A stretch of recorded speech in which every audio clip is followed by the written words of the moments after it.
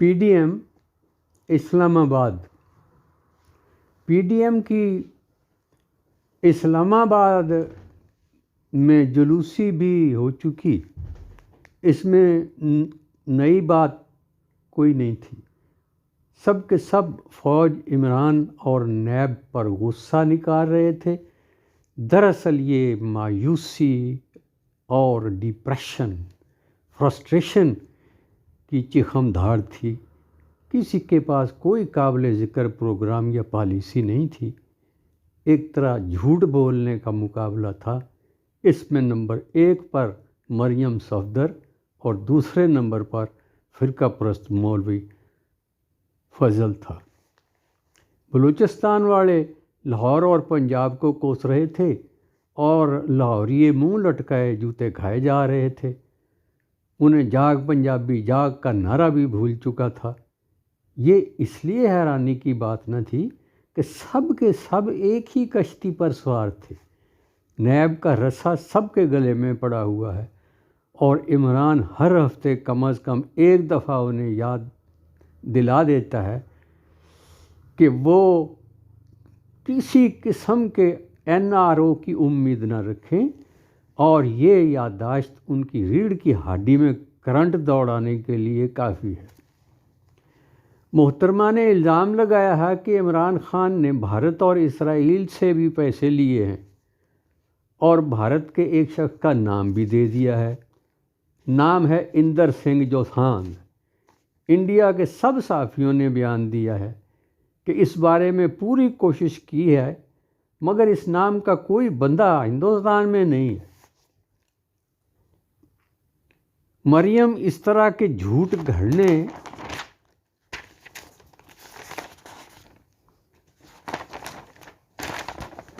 کی ماہر ہے، اور جس خود اعتمادی اور بے شرمی سے یہ جھوٹ بولتی ہے کہ ذہن میں یہ خیال آتا ہے کہ اس کی تربیت کسی بڑے ادارے میں ہوئی ہے جہاں جھوٹ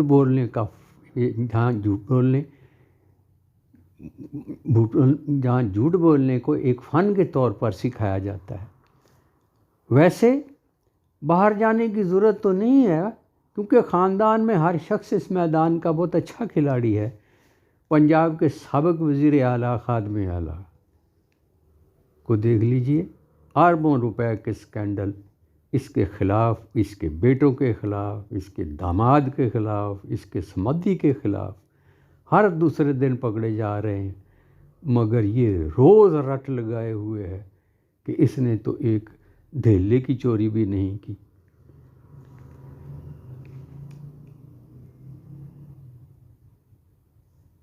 اس کا اور خاندان شریفیہ زرداریہ کا حال یہ ہے کہ فرانس میں پاکستان کا ایک شخص چوری کرتے ہوئے پکڑا گیا. پولیس نے بڑا سر کھپایا مگر وہ مسلسل انکار کرتا رہا. ایک فرانسیسی نے ایک اور پاکستانی قیدی سے کہا کہ اسے کچھ سمجھائے. قیدی اس چور سے ملا اور اس سے پوچھا کہ تم اپنا جرم قبول کیوں نہیں کر رہے؟ ہر طرح کی گواہی پولیس کے پاس ہے، تم مان جاؤ، ہو سکتا ہے تمہاری سزا میں کچھ کمی ہو جائے. چور بولا میں کوئی بیوقوف ہوں کہ میں چوری مان جاؤں؟ نہ انہوں نے مجھے گندی گالیاں دی ہیں، نہ چھترول کی ہے. یہ ہے حال ہمارے قومی چوروں اور ڈاکوؤں کا. چھترول کے راستے میں بہت سی قانونی شہادیاتی رکاوٹیں ہیں اور یہ ان سے واقف ہیں، بلکہ قانون میں سکم انہوں نے جان بوجھ کر رکھا ہے تاکہ مشکل وقت میں یہ پچھلے دروازے سے نکل جائیں. فی الحال نیب کی تلوار ان کے سر پر لٹک رہی ہے اور وہ اس خوف سے مرے جا رہے ہیں کہ خبر نہیں کب یہ تلوار ان کے گلے کے پار ہو جائے. کسی کو کچھ سمجھ نہیں آ رہی کہ وہ کرے تو کیا کرے. کبھی لڑ جھگڑ کر علیحدہ ہو جاتے ہیں اور کبھی اجتماعی خوف سے ایک دوسرے کے گلے لگ جاتے ہیں. کل مریم مولوی فضل کے کندھے پر سر رکھے وفا اور تعاون کا یقین دلا رہی تھی. دونوں خاندان مولوی صاحب کو دھوکہ دے چکے ہیں، یہ قابل اعتماد تو نہیں۔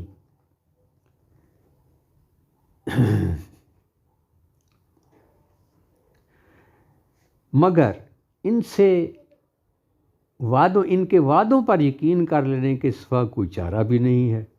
اگلے 2-4 مہینوں میں ہونے والے جلسوں کی تاریخوں کا اعلان کر چکے ہیں، اس امید میں کہ اس دوران عمران خان پر ان کی بد دعاؤں کے سبب کوئی ایسی افتاد پڑے کہ وہ وزیر اعظم کی کرسی خالی کر کے اپنے گھر چلا جائے۔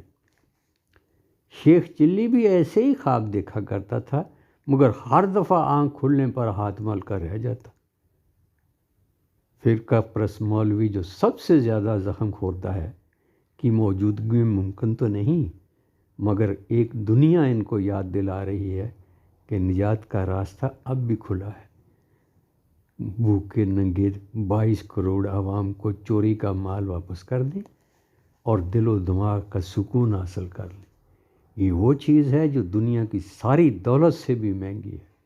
اللہ تعالیٰ سب کو اس نعمت سے نوازے رکھے۔ پاکستان زندہ باد۔